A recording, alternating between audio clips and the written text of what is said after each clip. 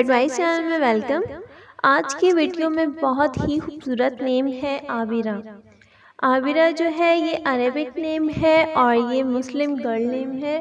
اس کے اردو میں بہت سارے معنی ہیں، اس میں سے چند ایک ہیں: غور کرنے والی، فرما بردار، قابل اعتماد، ذمہ دار، گھر سے محبت کرنے والی۔